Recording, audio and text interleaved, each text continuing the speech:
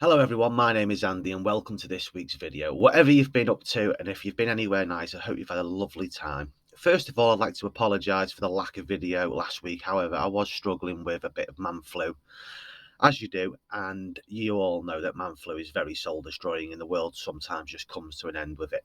But this week I'm over it, so grab yourself a cuppa and let me tell you a story about a mother. Not just any old mother, this is a very special mother. All mums are special. But this mother is our special princess's mother, who got to take us on a wonderful journey into the sky last week with her unicorn. And if you haven't seen that video, it is available and it is still up. So this week, our princess is preparing a very, very special surprise for her mother, as it will soon be Mother's Day. So while the artwork is being created, let's begin. It was the day of Mother's Day, and the little princess was out of sight. No one had seen her. Had she forgotten about it, about Mother's Day, or was she planning something special?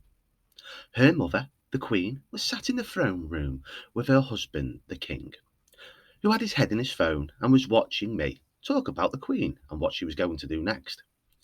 Beautiful day, isn't it, dear? Said the Queen.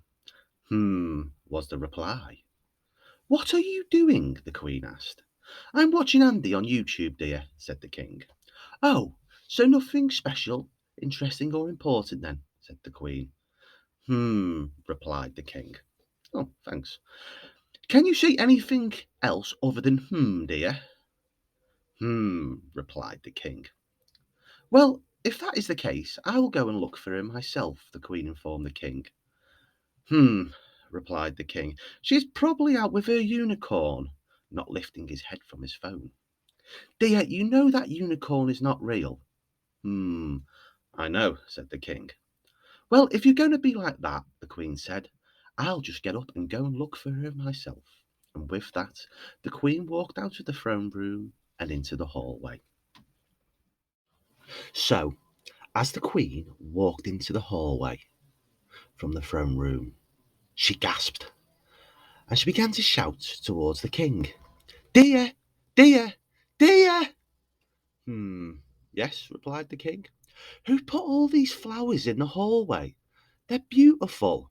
Replied the King. How am I supposed to know? Well, dear, you are the King after all, and as the King, I'm sure you're supposed to know everything that goes on in this castle. Hmm? The King looked up from his phone, raising his eyes. Oh, dear, yes, I do recall one of the servants saying that they would put some flowers in the hallway to brighten the place up. Well saved, King. They're going up the stairs, dear, the Queen's voice echoed from the hallway and into the throne room. Replied the King, with his head firmly back in his phone by now. It's like a jungle in here, the Queen could be heard shouting. Replied the King. Don't shout too loud, you might scare the natives, he said under his breath. And with that, the Queen's voice disappeared as she went up the stairs onto the landing, and the Queen stopped and looked at all the beautiful flowers. There were so many different types. The Queen really does love flowers. And with that, the Queen turned towards the Princess's bedroom. Dear, she shouted, are you in there, dear? But as the Queen opened the door, the room was empty. Where can she be if she's not in her bedroom? I guess I'll have to look somewhere else, thought the Queen to herself. The Queen left the Princess's bedroom, thinking, where could she be? Where? And then the Queen had a thought as she went across the landing towards the games room. She must be in there, thought the Queen. She's always in there. Dear, dear, are you in there? As the Queen opened the door and walked in. But the room was empty. The Queen noticed that the room was very, very tidy, which was unusual as it's normally a mess. So the Queen left the games room and walked down the stairs back into the throne room. Dear! She stopped herself from saying any more, as the King was gone, and the room was filled with flowers. It wasn't filled when she left. There were so many beautiful different types of flowers. She couldn't believe it. But soon enough, the Queen started to wonder, where was the princess? In fact, where was the king? Actually, where are the servants or the guards? I haven't seen anyone, she thought to herself. So with that in mind, the Queen left the throne room and headed towards the front door. Maybe they're outside. Maybe we have guests today and I've forgotten about it. So the Queen reached the front door and she noticed there was no footmen on the door to open it for her. So she swung the door open and looked outside into the courtyard. The courtyard was completely empty. No guests, no servants, no guards, no footmen. In fact, there was no king or princess. There was no one. The Queen felt like she was totally alone. Where is everyone? And what is going on? She began to think. The Queen was beginning to panic as she closed the door. She just couldn't think where anyone was. And she stood there in the hallway, wondering. Then an idea came to mind, and she headed towards the kitchen. As the Queen headed towards the kitchen and down the long corridor, which had different portraits of all the family members, both past and present, hanging from the walls, she noticed that, like the other rooms, the corridor was filled with some beautiful flowers. In fact, she then noticed that the portraits had flowers hanging over them. Great-great-granddad's portrait. He was wearing a hat of roses. I don't think he would have been best impressed with that, as he was a very, very serious person and never liked jokes. In the king's portrait, he seemed to be wearing a beard of buttercups, which the Queen thought was very funny, as he was always very cleanly shaved. Passing the portraits, the Queen entered the kitchen. There was a beautiful smell coming from the kitchen as she arrived. It smelt of bread and biscuits and cakes, and some other bits and pieces that she'd never smelt before. But like the rest of the house, the kitchen was empty. There was no chef, no maids, no footman, no guards, and no king or princess. The cookers weren't on neither, so nobody was cooking anything. And the room was filled with beautiful flowers once again. The Queen looked around the kitchen, but could not find anyone, as she wondered what on earth is going on. Where is everyone? And by accident, the Queen walked past one of the windows that overlooked the gardens, and she noticed in the distance that there was a massive white tent at the bottom of the garden, something similar to what they'd used when they'd been camping, but it was much, much bigger. So the Queen decided she would go and investigate, and with that, headed towards the door and left the kitchen and stepped into the garden. As the Queen left the kitchen and walked along the garden path towards the tent, she noticed that the flowers in the garden, which was her pride and joy, the princess and king were also important, seemed to be in full bloom, and the sun just seemed that little bit brighter and warmer today, more than normal. Butterflies filled the garden as well. They were everywhere. They normally don't get that many butterflies in the garden, but the Queen loved them as well.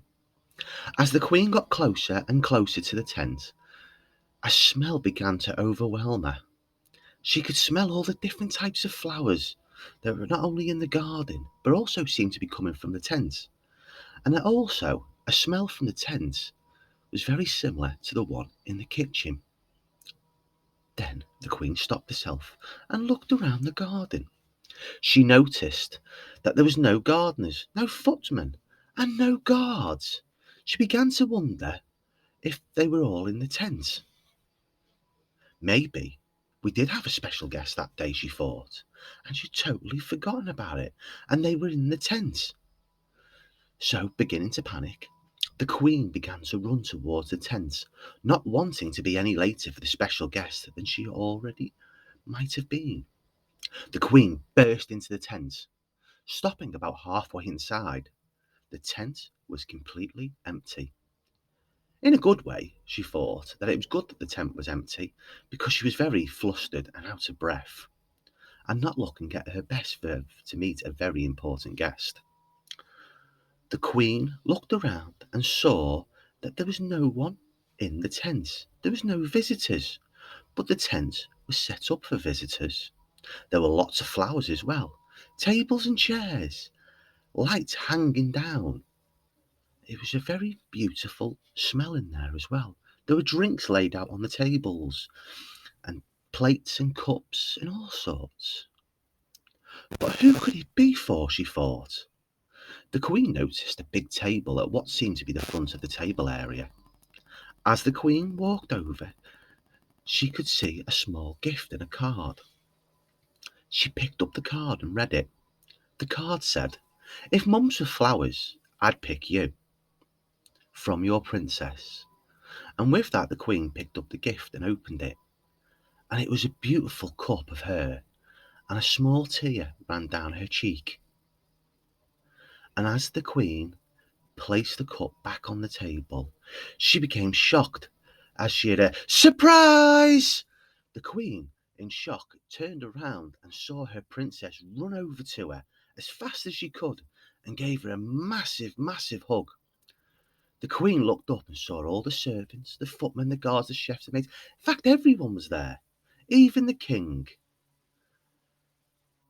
who had put his video on pause just for this special moment. The Queen asked, "What's the occasion? What's going on?" To which the princess replied, "It's Mother's Day. It's all about you. Please sit down, put your feet up, while we get you some cake and some more flowers, and you just relax and enjoy yourself." The princess had never forgotten about Mother's Day. She was planning a special surprise for her mum, of which the King might have been involved in a bit, or he might have just been too engrossed in his video to notice. Right, everyone, so hopefully you've enjoyed the video, the artwork, and the story. The end product is available online if anybody's interested. Next week, I'm taking a bit of a break from doing princess artwork and the stories around it. I've been asked to do a piece of artwork for a special friend for a special occasion, so the video will be around that and the product that's going into as well. It will be appropriate for everyone to watch, so don't panic, anyone. Anyway, the only thing that's left for me to say is to thank you to everyone that's liked, shared, the video either on Facebook or YouTube. It really does help the channel. It helps the business grow as well. So I really do appreciate that. Hopefully you'll have seen as well that I've amended some of the products as well over the last few days, so these can be personalized to make them more important and more special to you. And all that leaves for me to say is to say thank you very much for watching the video, and I will see you in the next video. Thank you and goodbye.